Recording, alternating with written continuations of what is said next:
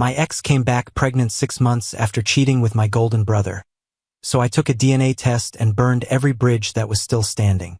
6 months after I walked away from my family for choosing my brother over me, my ex-fiancée showed up at my door with a baby bump and a story about a Saab. So I demanded a DNA test and watched their entire world collapse. I need to tell you what happened last week, but first you need to understand the 6 months before it. 6 months ago, I left my parents' house on Christmas Day and never returned. There was no dramatic speech, no slammed doors. I simply walked out halfway through dinner, got into my car, and drove home. By the time they realized I wasn't coming back, I had already blocked every number. You want to know why? Fine. 3 days before Christmas, I came home early from work because my company had given us half days that week, and I thought I'd surprise Lauren, my fiancée of 2 years, with lunch. We had been planning the wedding for months. The venue was booked, the invitations were ordered, everything was set. I had even picked up sandwiches from her favorite place downtown, the one with the overpriced bread she always praised. I walked up to our apartment building carrying the sandwich bag and my briefcase, took the elevator to the 3rd floor, humming a song I'd heard on the radio, feeling happy, naive, and completely unaware of what was waiting for me. The apartment door was unlocked, but that wasn't unusual since Lauren worked from home most days, so I didn't think anything of it. I pushed it open and called her name, but there was no answer, so I assumed she had headphones on during a call. I placed the sandwiches on the kitchen counter, kicked off my shoes, and walked down the hallway toward the bedroom to let her know I was home. The bedroom door was half open, and that's when I heard her voice, but she wasn't talking on a call. I stopped in the hallway, trying to process what I was hearing, searching for any explanation that made sense. Maybe she was watching something. Maybe it was strange timing. I pushed the door open. Lauren was in our bed with Blake, my 26-year-old baby brother. Not drunk, not at a party, not some unclear mistake. It was the middle of a Tuesday afternoon, sober and deliberate, in my bed, the bed I had helped her choose when we moved in together, the bed where we had talked about our future. The look on their faces when they saw me wasn't guilt. It was irritation, like I had interrupted something important, like I was the problem. Blake scrambled for the sheets. Lauren's eyes widened, not with shame, but with panic, the kind you feel when you're caught, not when you realize you've hurt someone. I didn't yell. I didn't hit anyone. I didn't even feel anger at first. I just felt a cold emptiness, like watching someone else's life collapse through glass. I stood there for about 10 seconds, trying to process that my own brother, my actual blood brother, had betrayed me in the worst way possible. Then I turned around and walked out. Lauren called after me, panicking, begging me to wait and let her explain. Blake's voice cracked as he said it wasn't what it looked like. He was 26, yet he sounded like a child caught stealing. I grabbed my laptop from the living room and my keys from the hook by the door, leaving behind everything else. The engagement ring I had saved 6 months to buy, the wedding binder, the photos on the walls, the life I believed I was building. It was all gone. I heard Lauren rushing to get dressed. I heard Blake speaking to her quietly. I heard her calling my name as I reached the front door. But I was already in my car. I drove straight to a hotel on the other side of town, an extended stay America. Nothing fancy, just a room with a bed and a door that locked. I sat there for 2 hours staring at the wall while my phone kept buzzing with calls from Lauren and Blake. Eventually, I turned it off. I stayed in that hotel for 2 days, not answering calls or texts, ordering room service, working from my laptop, pretending the outside world didn't exist. On the 3rd day, I had to check out because I couldn't hide forever. I found a small furnished apartment across town on a month-to-month lease. The landlord asked if I needed it immediately. I said yes. I moved in that afternoon with only my laptop and a change of clothes. Soon after, the calls started from my family. My mom first, saying, "Honey, we need to talk about what happened." I didn't answer. My dad called next, saying, "Son, this is serious. We need to sit down as a family."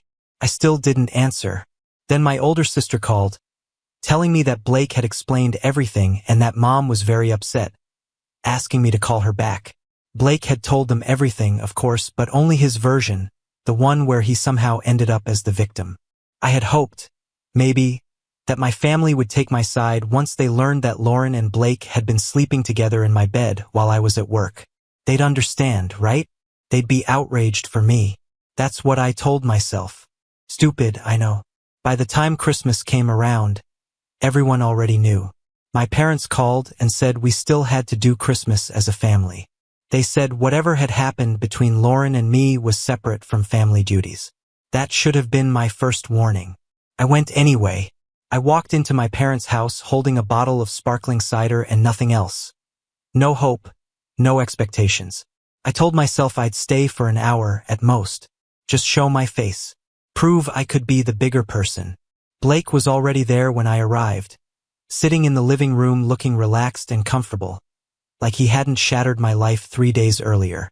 My mom was busy in the kitchen, pulling dishes out of the oven. She had made his favorite, her special lasagna, the one she only prepared for birthdays and holidays.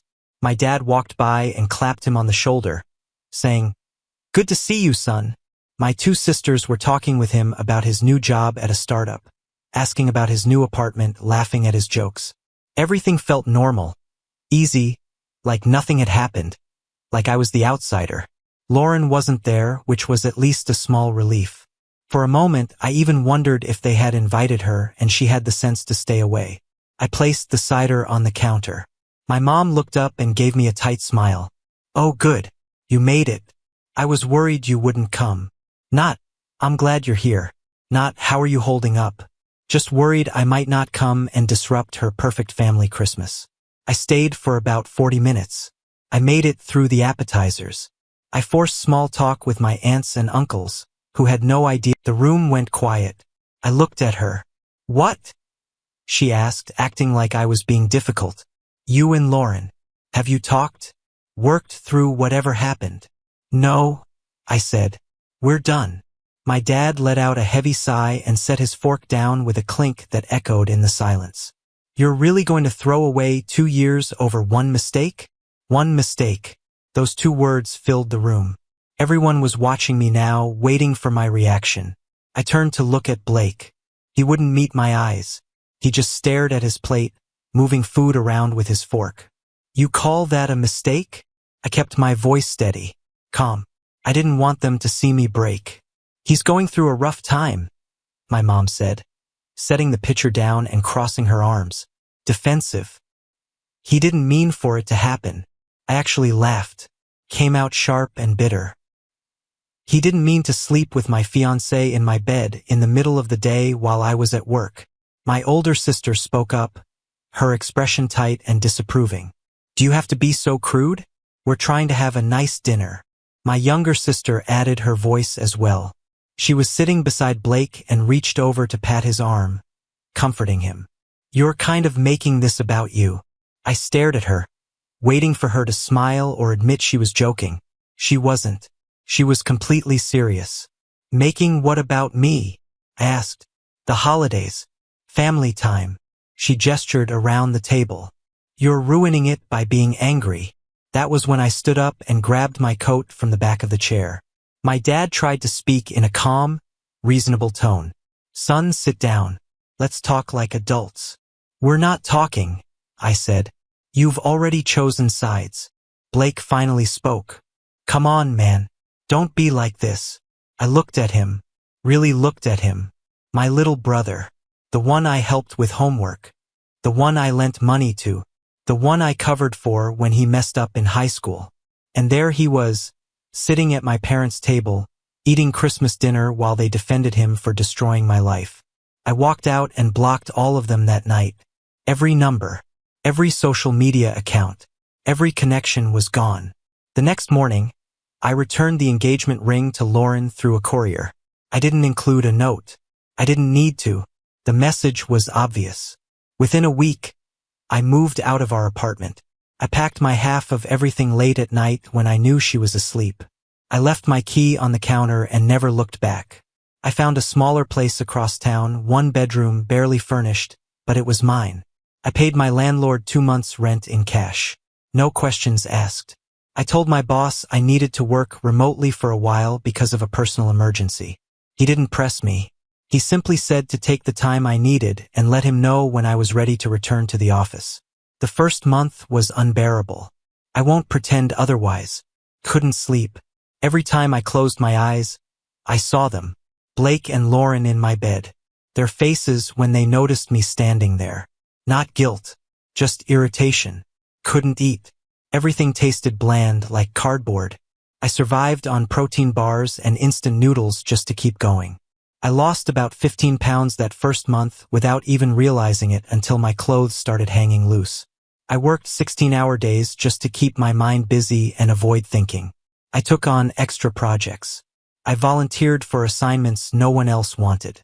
Anything to keep my mind busy. Because if I stopped working, I started thinking. And when I started thinking, it never led anywhere good. My coworkers noticed. They began asking if I was okay. I told them I was fine, just busy, just focused. They accepted that. They nodded and gave me space. Good people. They knew when not to push. Around month 2, something changed. One morning I woke up and realized I had slept through the entire night. Real sleep. No nightmares. No waking up at 3 o'clock in the morning staring at the ceiling and replaying everything that went wrong. Just rest. I started eating real food again. Nothing special, nothing elaborate, but I could actually taste it. I could enjoy it. It felt small, but it mattered more than I expected. By month 3, I began to feel like myself again. Not the old version of me. That man was gone. This was something different.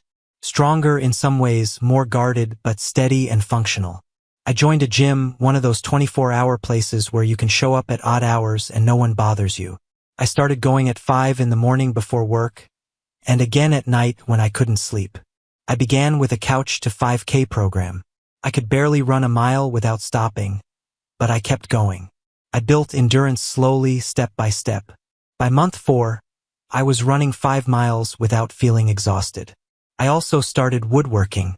I found a community workshop where you could rent space and use their tools. I began making simple things, cutting boards, shelves, frames, anything I could shape with my hands, anything I could build from raw materials and watch take form. It became therapeutic, turning rough lumber into something useful, something clean, something that didn't remind me of everything I had lost. By month 6, I was actually okay. Not happy, maybe, but stable, functional, normal. I had a routine. Wake up at 5, go to the gym, shower, work until 6, eat a quick dinner, spend time at the workshop until 9 o'clock. Go home, watch Netflix, sleep, repeat. No drama. No one pressuring me to forgive people who didn't deserve it. No guilt from family. No uncomfortable conversations. Just me in my apartment, building a life that didn't involve them. Some nights I would lie in bed and question whether I had made the right decision. Whether cutting everyone off had been too extreme. Whether I should have tried harder to fix things. Then I would remember my dad asking if I was really going to throw away 2 years over one mistake. My sisters saying I was ruining Christmas. My mom defending Blake while he sat there silently, refusing to apologize. And I knew I had made the right choice. Last Tuesday, I got home from work around 7, later than usual because a project deadline pushed me past normal hours. I reheated leftover Chinese food from the weekend, poured myself a drink, and sat down on the couch to watch the game. Celtics versus Lakers, a good matchup. I was looking forward to zoning out for a few hours. Then, not a single word. And now she was standing at my door, pregnant. I didn't open it right away. I stayed where I was, watching through the peephole as she wiped her eyes with the back of her hand. She kept glancing down the hallway, nervous someone might see her. She looked about 5 or 6 months along. It was hard to tell exactly, but she was clearly showing. She wore a loose maternity top, the kind meant to make pregnancy look elegant. Her hair was pulled into a ponytail. No makeup was running because she wasn't wearing any. A calculated choice. Tears look more believable without mascara smearing. She knocked again, harder this time. Please, I know you're home. I saw your car in the parking lot.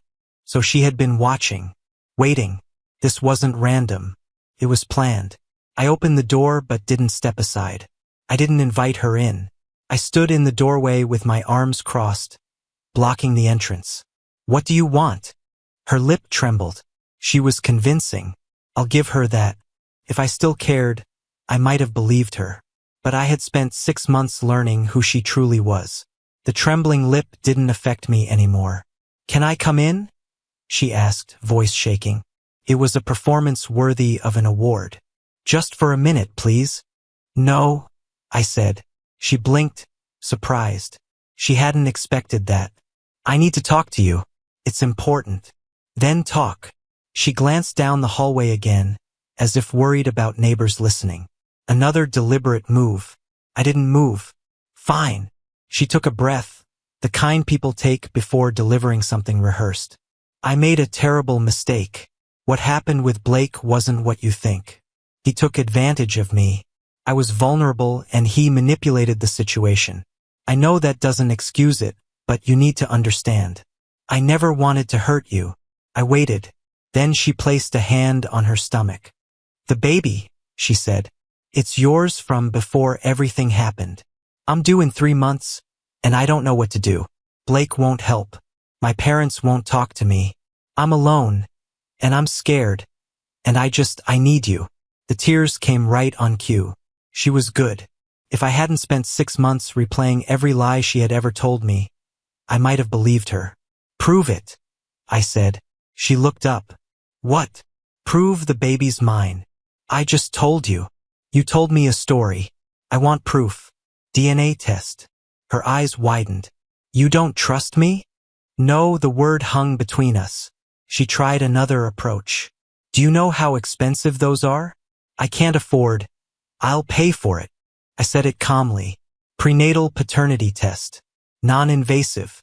You can get one as early as 7 weeks. You're what? 5 months? 6. Plenty of time. That's not the point. The point is you showed up at my door 6 months pregnant, asking for help, and you expect me to take your word for it after you slept with my brother in my bed? She flinched. For a second, anger flashed across her face, quick and sharp, before the sad expression returned. This is ridiculous. I came here because I thought you were a good person, someone who would do the right thing. The right thing is a DNA test. And what if I say no? Then you leave, and we never speak again. She stared at me. I could see her thinking, calculating. The tears weren't working. The victim story wasn't working. She shifted tactics. Okay, fine. But can we at least talk about this inside? Like adults? No. Why are you being so cold? Because 6 months ago, you destroyed my life. You don't get warmth. You don't get understanding. You get exactly what you're asking for. A DNA test to prove paternity. That's it. She opened her mouth, then closed it again. I reached into my wallet and pulled out a business card I had been carrying for 3 weeks. Yes, I had already researched this. I had a feeling something like this might happen eventually. This is a clinic downtown. They do prenatal paternity tests. Call them, schedule it, and text me the date and time. I'll meet you there. Until then, don't show up here again. I held out the card. She didn't take it right away. She just stared at it like it was dangerous. Take it or leave it. She grabbed it from my hand. You're going to regret this. Maybe, but I'll regret it on my terms. I closed the door and locked it. I heard her standing there for about 30 seconds before her footsteps moved down the hallway and faded away. I went back to the couch, picked up my drink. My pulse was steady. Normal. No panic. No doubt. If the baby was mine, I would handle it. Child support, custody arrangement, whatever the law required. Clean, legal, professional. No relationship with her. Just co-parenting, nothing else. But if the baby wasn't mine and my gut told me it wasn't, then this was about to get interesting. I took out my phone and started researching lawyers, harassment laws, documentation requirements. I captured screenshots of the doorbell camera footage showing her at my door. I backed everything up to the cloud. Then I opened my email to organize it all.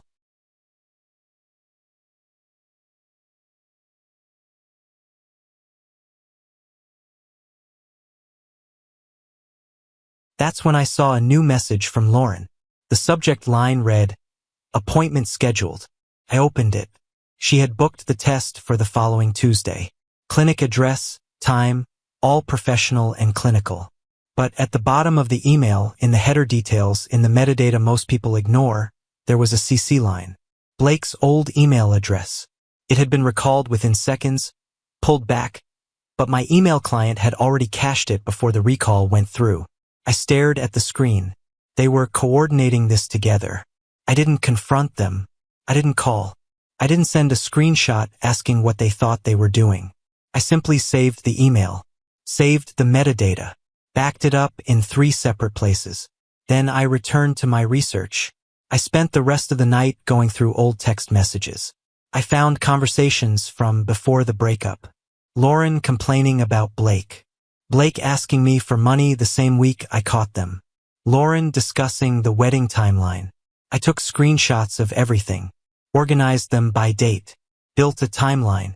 By 3 o'clock in the morning, I had a folder on my desktop labeled Evidence. I wasn't sure exactly what I would need it for yet, but I knew I would need it. The following week felt like the longest of my life. Not because I was anxious, but because I was patient. And patience, when you're this angry, takes real effort. Tuesday arrived. I met Lauren at the clinic. She tried to make small talk in the waiting room, asking how I had been and whether work was going well.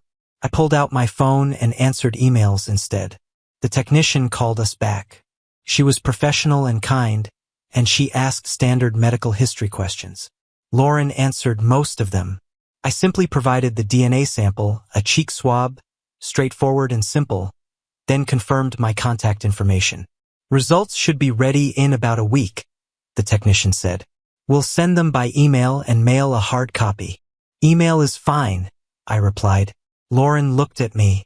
Don't you want the official copy? Email's official enough. As we left, she tried again.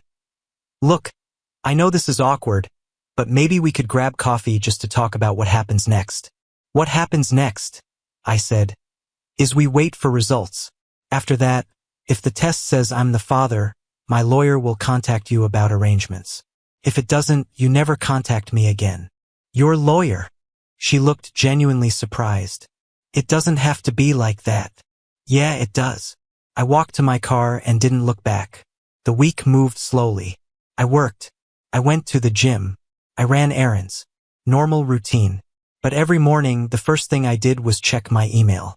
Nothing Monday. Nothing Tuesday. Wednesday. Thursday. Friday. Nothing. Then Saturday morning, 6:39 a.m., my phone buzzed. An email from the clinic. Subject line, paternity test results. I was still in bed. I sat up immediately and opened it on my phone. I read the first line. Then I read it again. Then I read it a third time just to be completely certain. Probability of paternity, 0%. Not 15%. Not 5%. Not even 1%. 0. I lowered the phone, stared at the ceiling, took a slow breath, and then I smiled. Not relief. Not yet. First came vindication. That deep, steady satisfaction of knowing I was right. I had known it the moment she appeared at my door. Blake's email and the CC line had confirmed it. Now I had proof. Then came the rage. Cold. Focused. They tried to trap me. Tried to manipulate me into cleaning up their mess. Lauren became pregnant. Probably Blake's. Maybe someone else's. And when reality hit, they decided I should be the solution. The stable one. The one with the good job and the clean record. The one they thought would be easy to push into responsibility. They believed I would just accept it, take care of a child that wasn't mine because that's what good men are supposed to do. I got out of bed, made coffee, opened my laptop, and created a new document. Not a letter. Not an emotional response. Plan. Column 1, who needs to know. Column 2, what they need to see. Column 3, when to send it. The list started to grow. My parents, both of them, the ones who defended Blake at Christmas, the ones who told me I was overreacting, the ones who wanted me to fix things with Lauren. My sisters, the ones who said I was making everything about myself, who made me feel guilty for leaving. Blake, obviously. The family group chat, the one I had muted 6 months ago but never actually left. They would all see it at once. Jessica, Blake's girlfriend, the one he had been dating for 8 months, the one who had no idea any of this had happened. Extended family, cousins, aunts, uncles, everyone who sided with Blake or told me I was too harsh. I opened a new PDF. Clean. Professional. No emotion. Page 1. The DNA test results, names redacted except mine as the alleged father. The 0% highlighted clearly. Page 2. Timeline with dates and facts. December 19th, discovered Lauren and Blake together. December 25th, family chose their side. December 26th, I cut all contact. June 18th, Lauren appeared at my door claiming pregnancy. June 25th, DNA test completed. July 1st, results received. Page 3, screenshots. Messages from before everything fell apart. Evidence of their relationship. Proof that they knew exactly what they were doing. Page 4, a single paragraph. 6 months ago, I cut contact with my family after discovering Blake and Lauren together in my home. Last week, Lauren appeared at my door claiming I was the father of her child. I requested a DNA test. The results are attached. This is the final time I will address this matter. Do not contact me. No accusations. No drama. Just facts. I saved the PDF, opened a new email, added every address on my list, attached the file. Subject line, for your information. My cursor hovered over send. 1 click. That's all it would take. 1 click and every bridge still standing would burn. I thought about my mother, my father, my sisters, family dinners, holidays, birthdays, all of it, gone. Then I thought about Blake in my bed, my parents defending him, my sisters calling me cruel. I thought about Lauren standing at my door crying, asking for help with a baby that wasn't mine. I clicked send. Read receipts began appearing within 2 minutes. I watched them pop up like dominoes falling. The first response came at the 4-minute mark. My younger sister. What the heck is this? 30 seconds later, my older sister. Are you actually serious right now? I didn't reply. I just watched. My phone started ringing. Mom. Declined. It rang again immediately. Dad. Declined. Then my older sister. Declined. 6 minutes in, someone forwarded the email into the family group chat I had muted back in December. I unmuted it just to observe. 47 messages in 10 minutes. Is this real? Someone call him. This has to be a mistake. Oh my goodness. At minute 12, my mother wrote, this has to be fake. Blake would never. My father responded immediately after her message. We need to discuss this as a family. The conversation paused. I typed one response and sent it to the group chat. There is no family. Not anymore. I muted it again. My phone buzzed with an unknown number. I almost ignored it, but something made me answer. Hello. Is this real? A woman's voice, shaking. Is Lauren really pregnant with Blake's baby? Jessica, Blake's girlfriend. According to the DNA test, I said, it's not mine. I'll let you do the math. She had heard something about them never. Then her voice cracked. He had sworn nothing happened after that one time. He said it was a mistake and that he ended it. It wasn't one time and he didn't end it. There was silence on the other end. Then she said, I'm so stupid. No, I told her. You trusted someone you shouldn't have. That's not the same thing. She asked, did you know? About me. Not until a few weeks ago, I replied. I'm sorry you're finding out this way, but you deserve to know. I hung up before she could answer. I felt a flicker of guilt, but I didn't have the energy to carry it. Not for Blake's collateral damage. My phone buzzed again. A text from Blake. You piece of garbage. You just ruined everything. I stared at it for a few seconds, then typed back. I ruined nothing. You did this. You both did. I just stopped letting you make it my problem. I blocked his number. More calls came. More texts.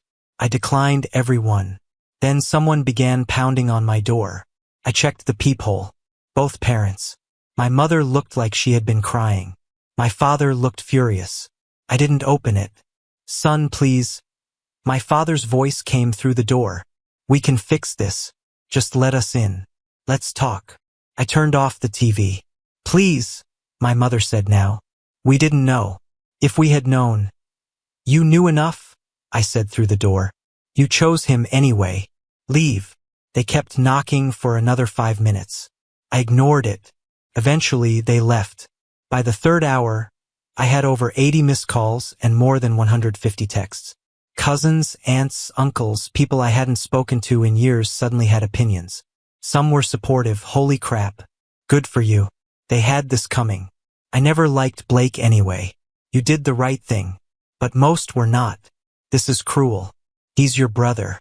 Family is supposed to forgive. You're tearing everyone apart over a mistake. I blocked every number that defended Blake and kept the supportive ones unblocked, but unread. Around midnight, Jessica texted again. I broke up with him. He admitted everything.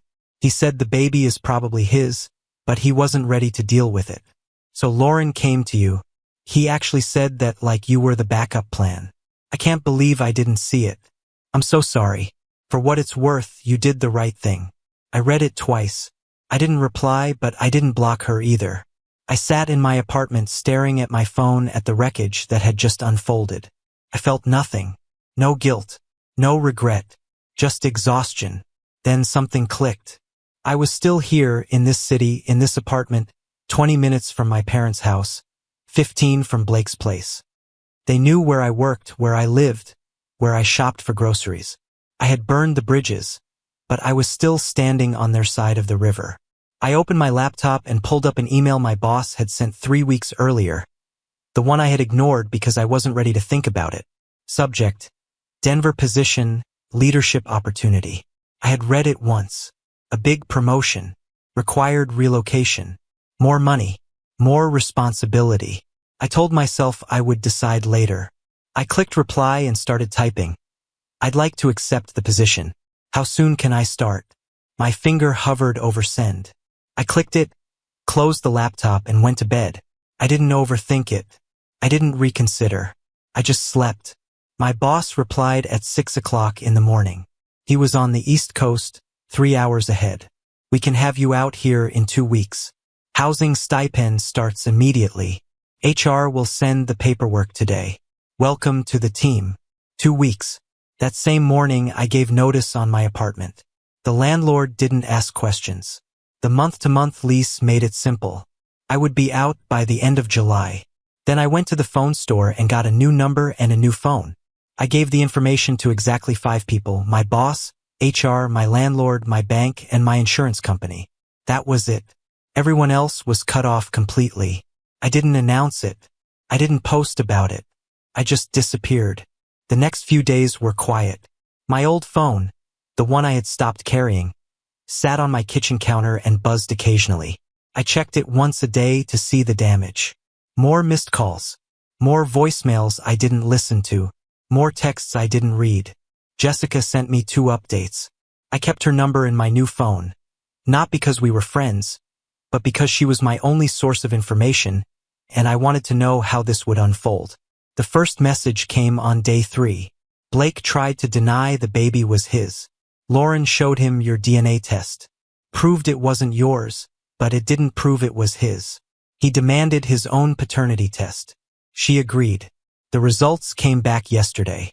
99.97% match. He's on the hook.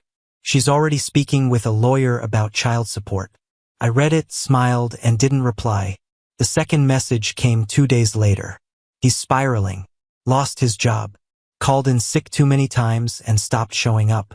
His lease ends next month, and he can't afford to renew it. I think he's moving back in with your parents. Thought you'd want to know. I still didn't respond. But yes, I wanted to know. My mother tried calling my workplace. The receptionist told her I no longer worked there. Technically, that was true since I had transferred. She panicked and tried my old email address, but it bounced back. Then she posted in the family group chat. I unmuted it one last time just to watch. Does anyone have a way to reach him? We need to apologize, please. Someone must have his new number. My older sister replied, maybe he doesn't want to be reached. Then there was silence. For the first time, I think it truly hit them. I was gone. Not hiding. Not taking space. Actually gone. My younger sister found my social media. I hadn't checked it in months. She sent a message. I understand why you're angry, but this is extreme. We're still family.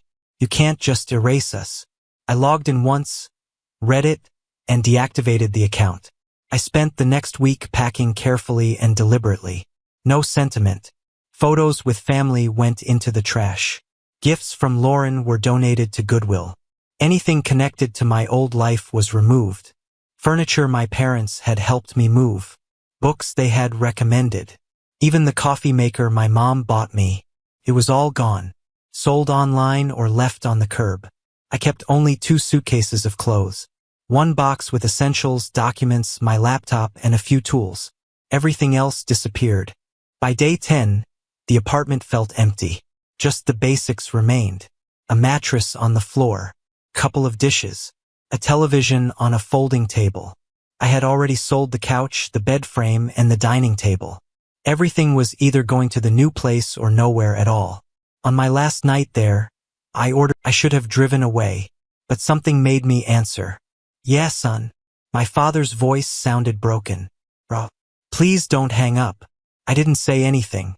Your mother is devastated. She hasn't slept in a week. He's not doing well. He's moving back home. The family is falling apart.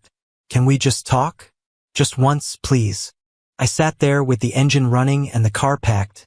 Denver 14 hours away. Everything I had built over the past 2 weeks, the clean break, the fresh start, the total separation, depended on what I said next. Talk, I said. You've got 2 minutes.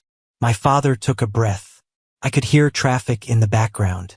He was outside somewhere, probably not wanting my mother to hear. I know you're angry, he began. And you have every right to be, but we were trying to keep the family together. Blake made a mistake. Yes, but he's still your brother. We thought if everyone could just calm down. Stop, I said. You're not calling because you understand what you did. You're calling because you're uncomfortable with the consequences. That's not. Yes, it is. You're not sorry you defended Blake. You're sorry it blew up. You're not sorry you told me to forgive him. You're sorry I actually left. I continued, steady and clear. Mom isn't crying because she misses having everyone together. She's crying because she realizes she chose wrong. Blake is struggling because his actions caught up with him, not because he learned anything. And you, I paused. You're calling because the family looks bad now. Because people are asking questions. Because you can't pretend everything is fine anymore. That's not fair. You're right, I said. It's not fair.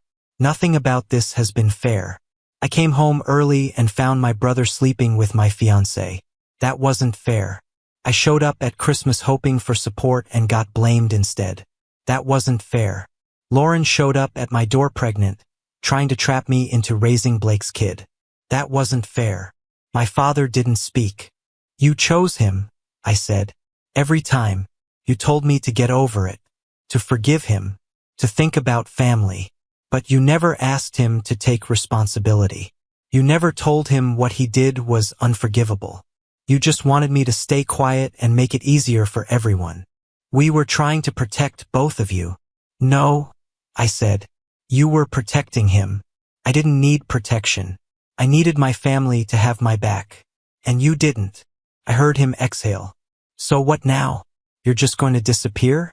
Never speak to us again. Yes, I said. That's exactly what I'm going to do. That's not who you are. You don't know who I am anymore. You haven't known for 6 months, and you're not going to find out. Please just think about. I have thought about it for 6 months. I thought about it when you defended him at Christmas. I thought about it when Lauren showed up pregnant. I thought about it when I sent you those DNA results. And I'm thinking about it right now. My answer is still the same. We're done. Son, lose this number. Don't look for me. Don't ask around. I'm gone. I hung up, blocked the number, turned off my phone, and tossed it onto the passenger seat. Then I put the car in drive. The drive to Denver took 14 hours. I stopped twice for gas and coffee. once somewhere in Kansas, and once in eastern Colorado when the mountains first came into view. I slept in the car outside Omaha because I was too exhausted to keep going. At dawn, I woke up, grabbed more coffee, and kept driving. Somewhere around hour 10, crossing into Colorado, I realized I was smiling. Actually smiling. Not because I had won. Not because I had gotten revenge. Just because I was driving toward something instead of away from it. Denver felt clean and organized, with the mountains standing in the distance. The job there was intense, the hours were long, and the learning curve was steep, but I liked it. The challenge kept me focused and grounded, gave me something solid to put my energy into. And somewhere in all of that, life started to feel forward again. Guys, we are so close to hitting 1,000 subscribers on this channel. If you are not subscribed, please consider subscribing. It really helps us reach that 1,000 mark. Thanks for making this dream come true.